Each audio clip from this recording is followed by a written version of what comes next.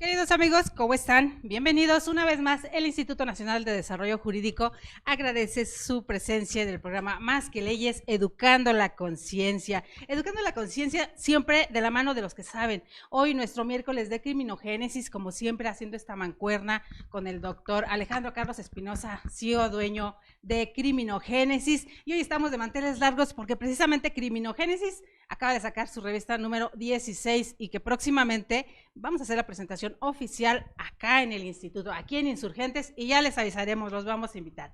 Hoy tenemos un invitado muy especial, de verdad, de lujo. Estamos comisionado el maestro Arístides Rodrigo Guerrero García. Transparencia y combate a la corrupción es nuestro tema de hoy.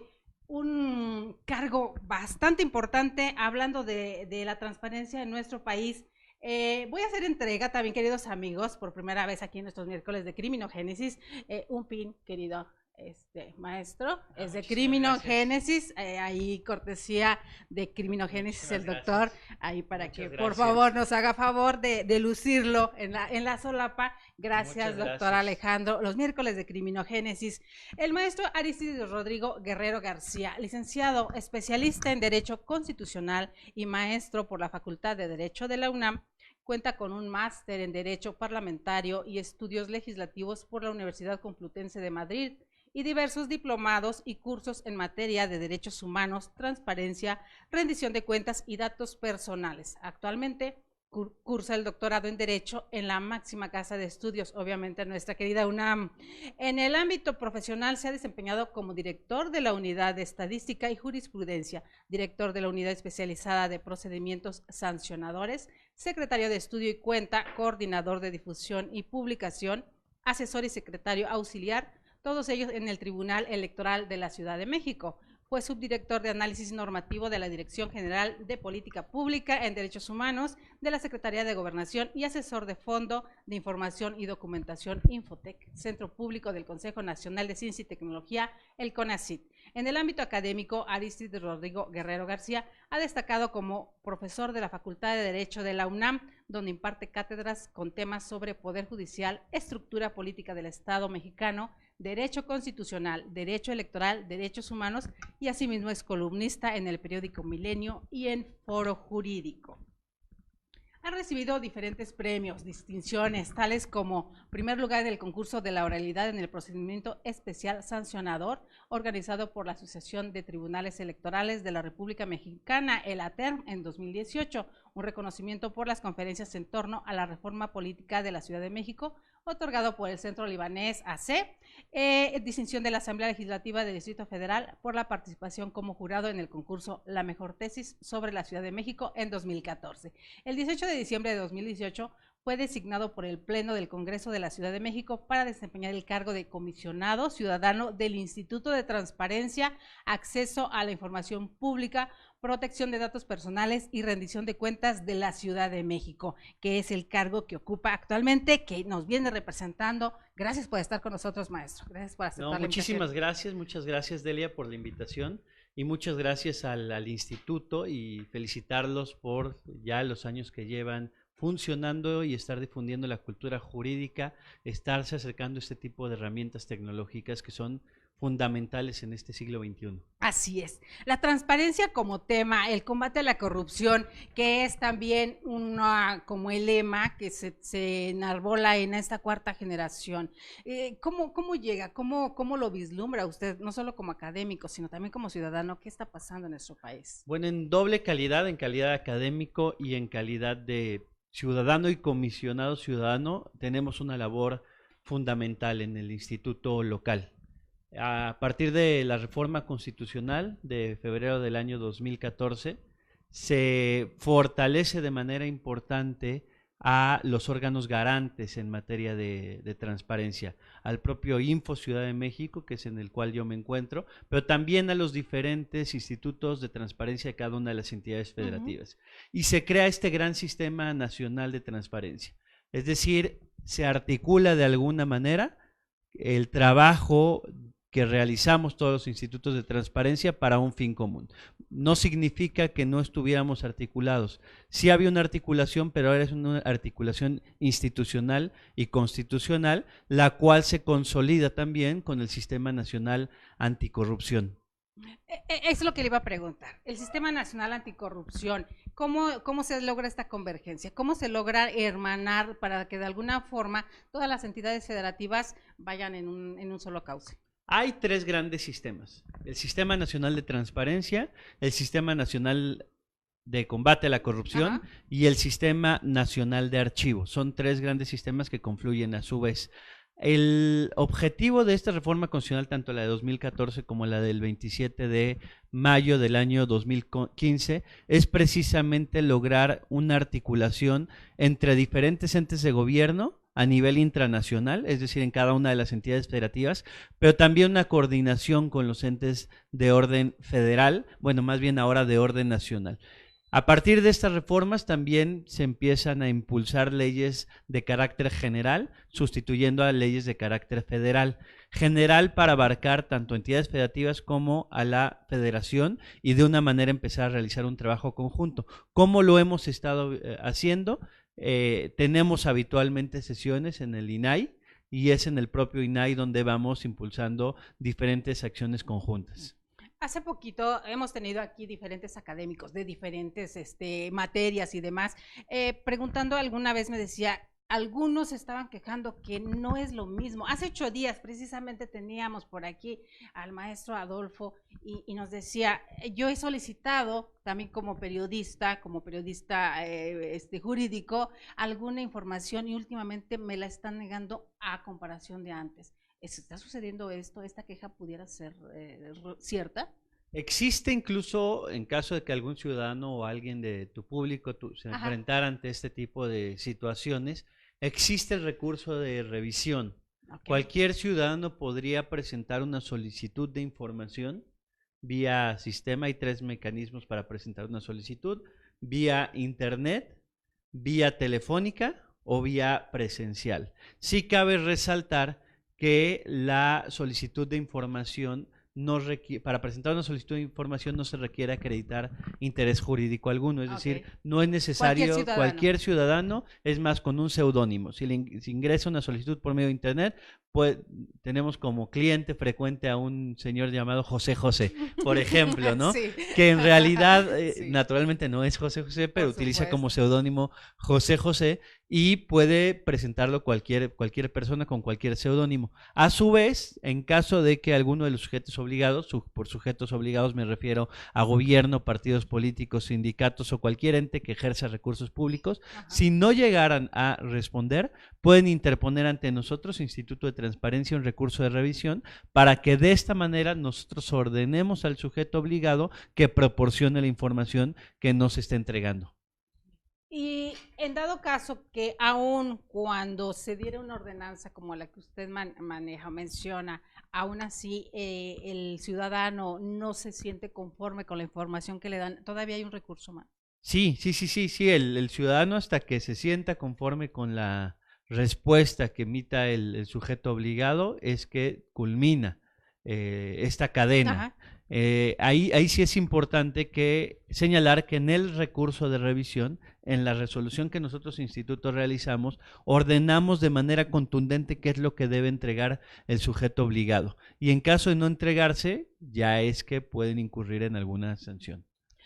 Llevábamos una inercia un poco opaca, si se puede decir de esa manera, hasta el sexenio pasado en este respecto. ¿Usted cómo vislumbra, cómo ve, qué hemos logrado o qué tanto ha evolucionado ahora el sistema como tal de transparencia y qué tanto realmente se está combatiendo la corrupción en nuestro país? La transparencia sí ha evolucionado a través de los años y es gracias a la transparencia que nos podemos enterar de muchos actos de corrupción que están ocurriendo. Ejemplo contundente, la misma estafa maestra. Entonces, es gracias a la transparencia utilizada como un escalón para poder ejercer otros derechos o combatir la propia corrupción. Entonces, sí, la transparencia es un elemento necesario en gobierno y nosotros como órganos garantes de la transparencia y el acceso a la información, pues tenemos una serie de facultades y obligaciones que nos llevan a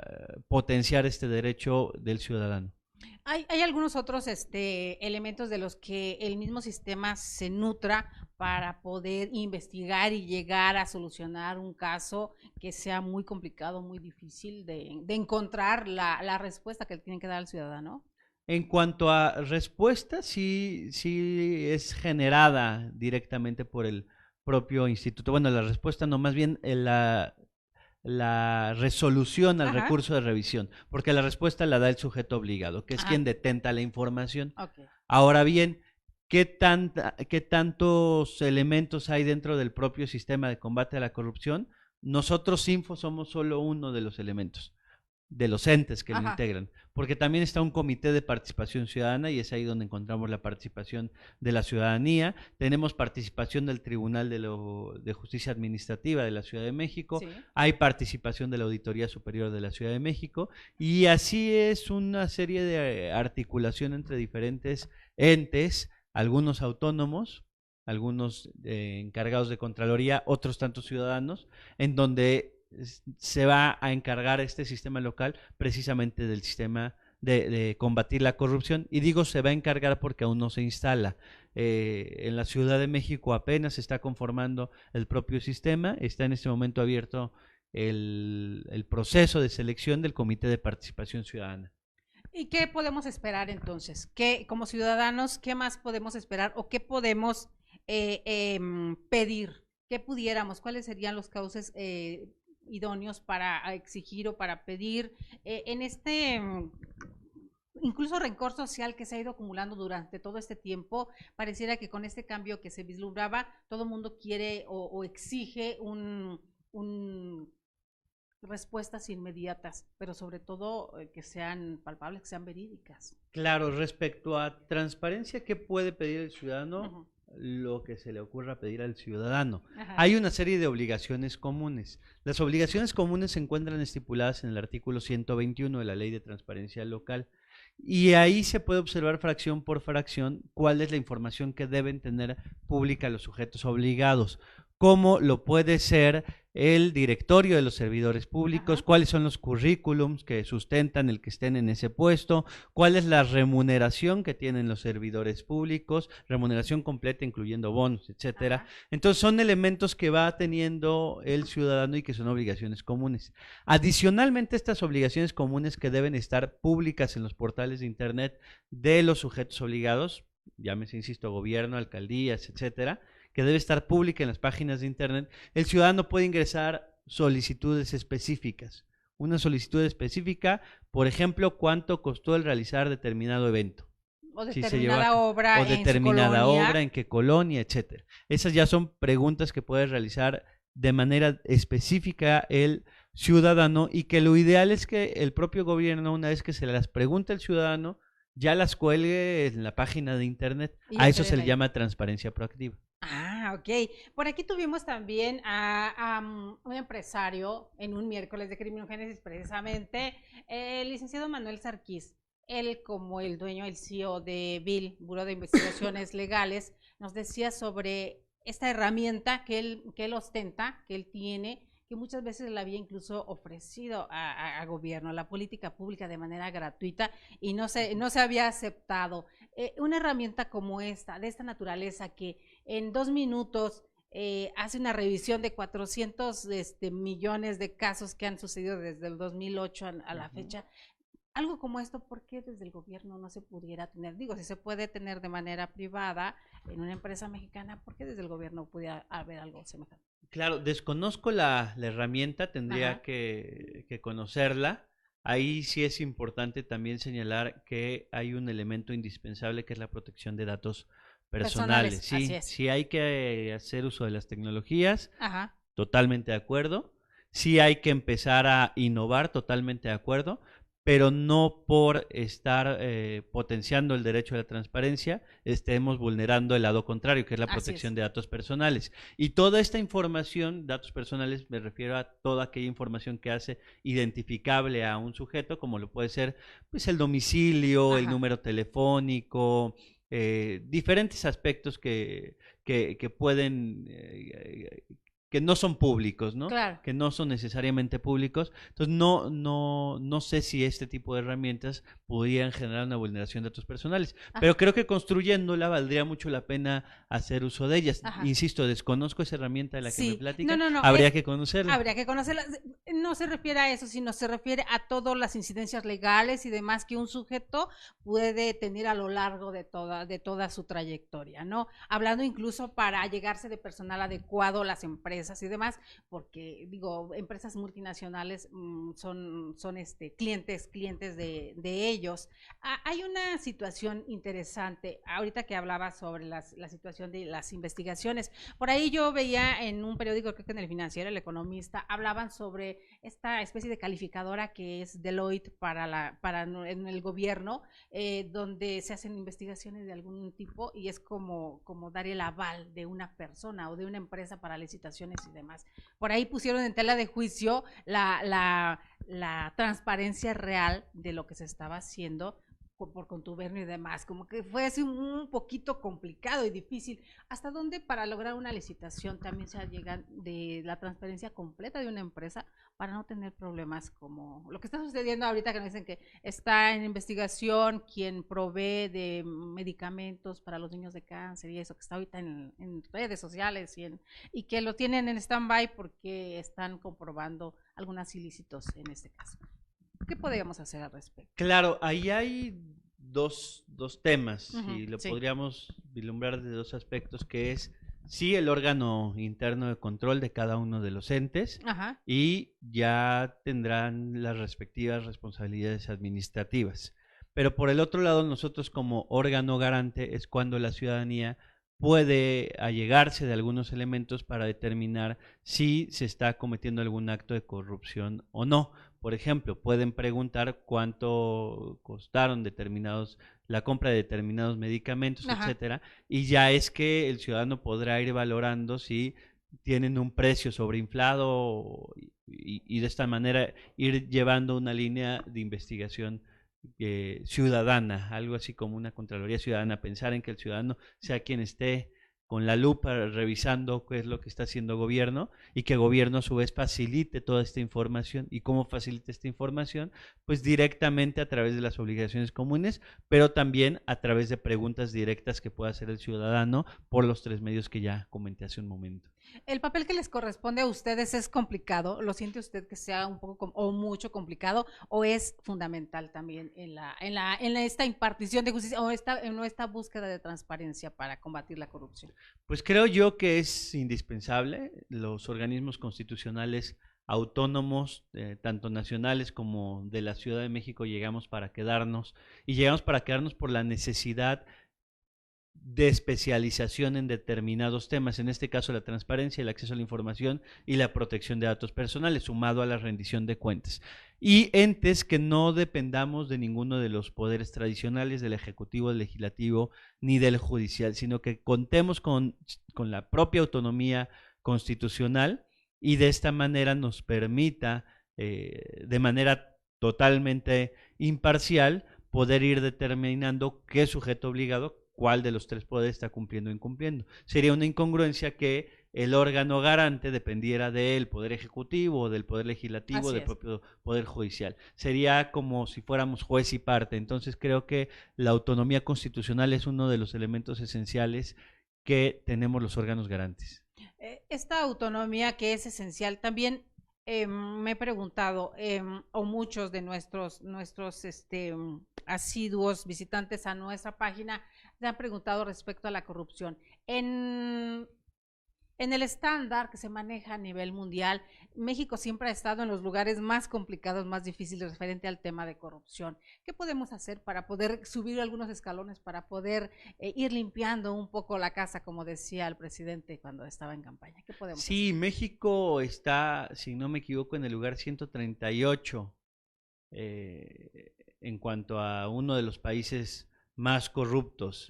Lo dice muy reiteradamente uno de mis colegas comisionados, estamos más cerca de Zambia que de Noruega, Suecia o Finlandia. Dinamarca, claro. estamos más cerca de los países más corruptos. Es más, somos de los países, México pertenece a los países más corruptos del mundo.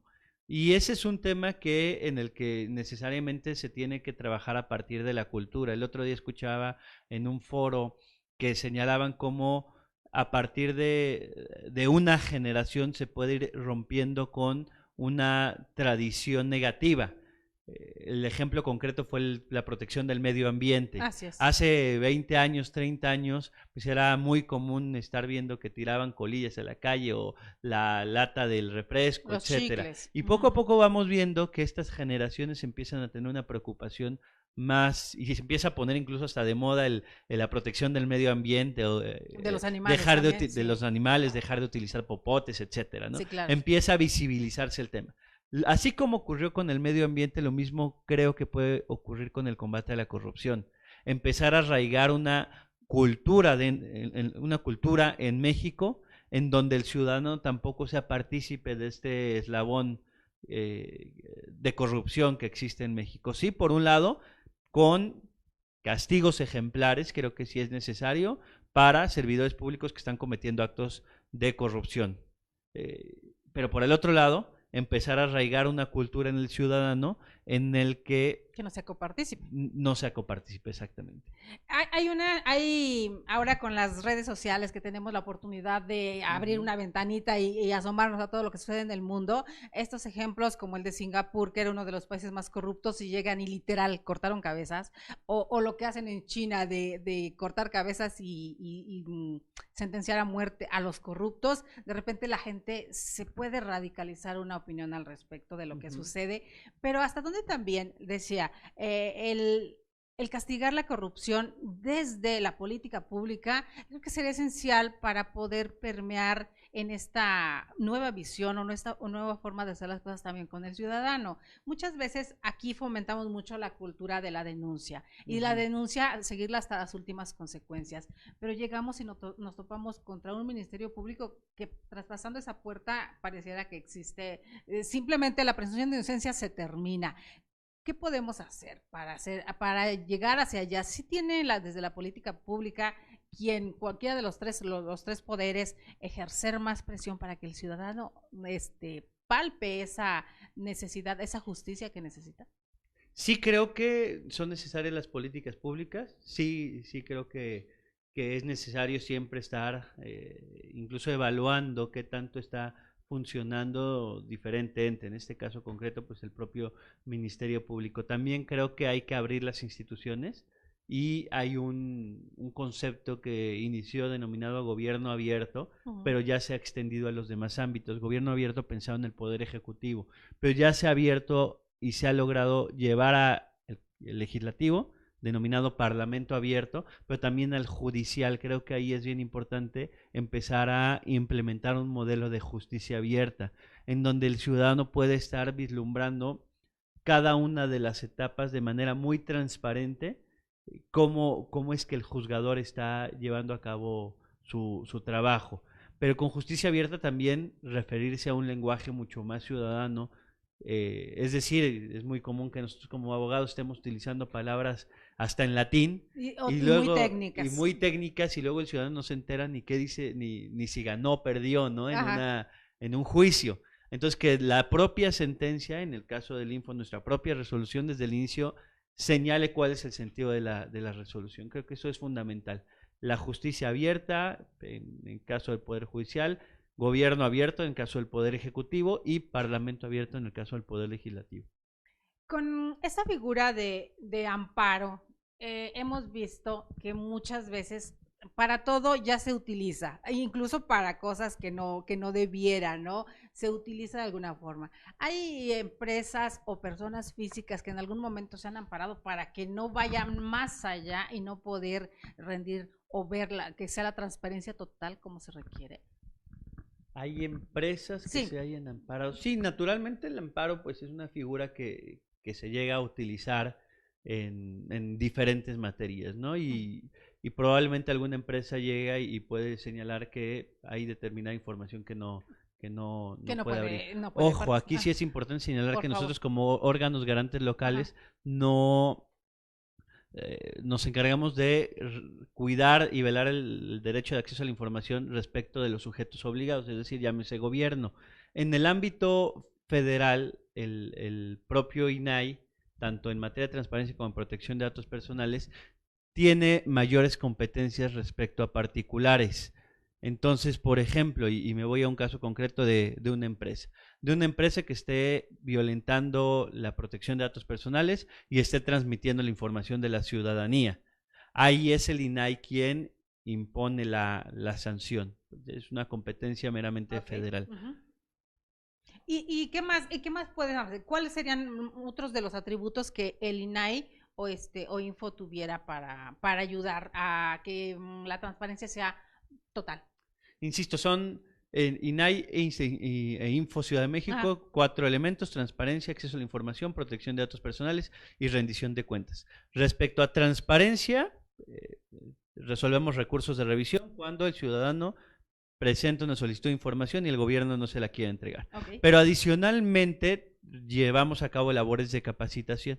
Entonces nos encargamos de capacitar a los servidores públicos de los 133 sujetos obligados para mostrarles cuáles son las obligaciones que tienen, obligaciones comunes en materia de transparencia y cuáles son estos elementos de transparencia proactiva. Adicionalmente salimos a las calles. Yo lo dije desde el día 1 que llegamos al Info Ciudad de México. Hay que sacar al Info del metro de Etiopía y vamos a llevarlo a las diferentes alcaldías. Y entonces estamos llevando jornadas y ferias de transparencia a las diferentes alcaldías.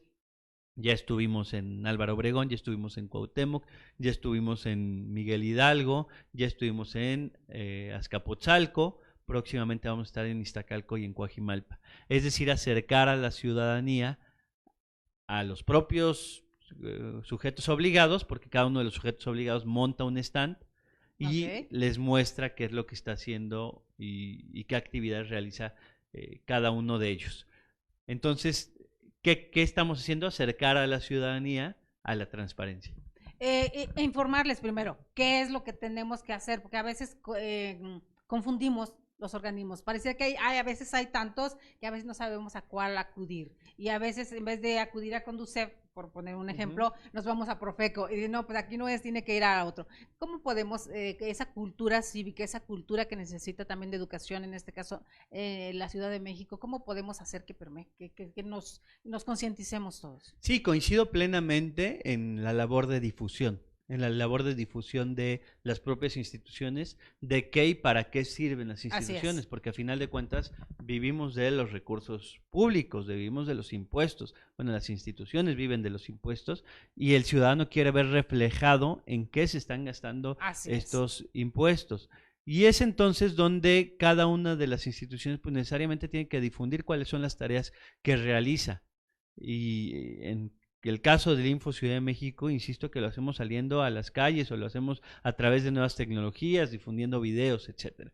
Es así como podemos acercar a las instituciones, acercar a la ciudadanía a las instituciones. Pero lejos de esperar que el ciudadano llegue al edificio que está ubicado en La Morena y Cuauhtémoc, mejor saquemos al personal del instituto y lo llevemos a donde se encuentra la ciudadanía. Creo que ahí es donde radica una labor bastante importante, porque probablemente una persona que vive en la alcaldía de Milpalta haga 2 horas para llegar hasta el metro de Etiopía y ni se entere de la existencia de este Instituto de Transparencia. Entonces, es cuando nosotros decimos, mejor vamos a llevar al Instituto de Transparencia a la alcaldía de Milpalta, pero adicionalmente vamos a difundirlo a través de redes sociales, pero adicionalmente a través de medios de comunicación como lo puede ser radio o como este programa que tenemos el día de hoy. Que tenemos el día de hoy y que también llega a muchos alumnos. Es una de las ventajas de llegar a los alumnos, también a los próximos jurisconsultos, porque también hay que nutrirnos de lo que está sucediendo en nuestro país. Llevan estadísticas, van formando estadísticas de qué es lo que más necesita la población, cuáles son las necesidades, pues, cuáles son las preguntas más continuas que se hacen. Una de las preguntas más recurrentes, a pesar de ser una obligación común, es la remuneración de los servidores públicos. A la ciudadanía le interesa mucho cuánto están ganas? ganando cada uno de los servidores públicos Pero y si se está cumpliendo con el tope que Exacto. establece la propia Constitución y la Constitución de la Ciudad de México. En el caso de la Constitución Federal, el tope que establece, nadie puede ganar más que el presidente, y en el caso de la Ciudad de México, nadie puede ganar más que la jefa de gobierno. Entonces resulta muy recurrente una pregunta de cuánto ganan los servidores públicos. Ese es muy común. Esa necesidad que tenemos como de compararnos con los otros, o sea, ellos ganan mucho y yo gano poquito, es extraño lo que sucede en nuestra psique, pero también está la otra situación.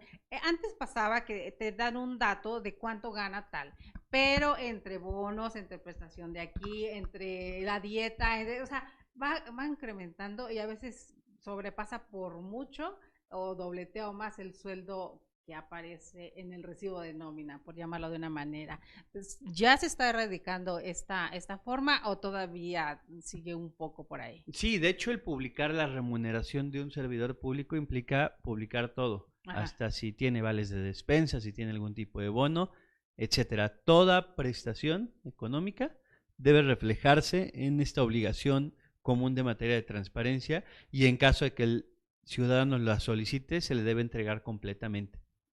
Nos hablaba de las redes sociales, ahora tan socorridas que es mucho más fácil para nosotros. Cualquiera tiene un smartphone y puede acceder. ¿En qué página pueden acceder a toda la información que ustedes manejan? ¿O a dónde pueden, tiene la línea, o en qué redes social pueden encontrar lo que están haciendo en cada una de las delegaciones? Quizá las Sí. mismas alcaldías digan, bueno, aquí no han venido, yo solicito que vengan o hago una invitación a una delegación que quieran participar con ustedes. En redes sociales, InfoCDMX, tanto en Twitter como en Facebook. Red social de un servidor es @Aristides Rodrigo. Ahí pueden incluso escribirme directamente sin ningún problema. En página de internet www.infodf.org.mx. Y en cuanto a número telefónico, lo vamos a estar poniendo en los comentarios, que no lo recuerdo en memoria, pero lo vamos a poner en los comentarios. Sí, porque ahorita vemos, están muy tranquilas la gente, vemos por ahí conectados y sabemos, ya sabemos cómo funciona y muchas veces no preguntan. Pero ya después, entonces pueden el comentario o hacerlo llegar directamente sobre cualquier pregunta que quieran hacerle. Sí, directamente pueden hacer algún comentario, alguna pregunta vía redes sociales. De hecho, en este momento Octavio ya está subiendo en los comentarios del programa la página de internet, para que ustedes puedan acceder directamente y vislumbrar qué es exactamente lo que estamos haciendo. Entonces sí es importante que a través de redes sociales estemos comunicados constantemente. Yo contesto cada comentario que me hacen. Si me quieren mandar un mensaje directo, lo contestamos directamente, e incluso somos un instituto de puertas abiertas. Si quieren llegar a mi oficina en La Morena, esquina con Cuauhtémoc, ahí se encuentra un edificio color azul turquesa, ese es el Info Ciudad de México, y tienen la puerta abierta para cuando quieran visitarnos.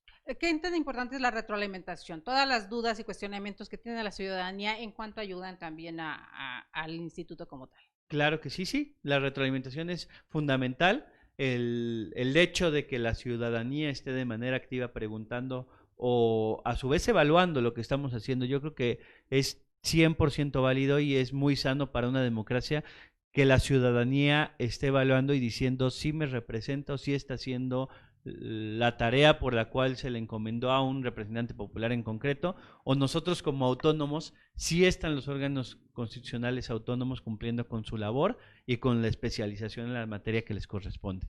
Este termómetro que ustedes necesitan para ir marcando diariamente su labor, porque no me dejará mentir, la confianza que la ciudadanía tiene en los organismos está muy mermada. ¿Cómo podemos hacer para recuperar esa confianza y se dejen representar realmente como debiera ser? En primer lugar, que nos conozcan y nos distingan a todos los organismos constitucionales autónomos, porque muchas veces nos mezclan y creen que somos, todos tenemos la misma función. No, cada organismo constitucional autónomo tiene una función determinada. En el caso nuestro, transparencia y acceso a la información.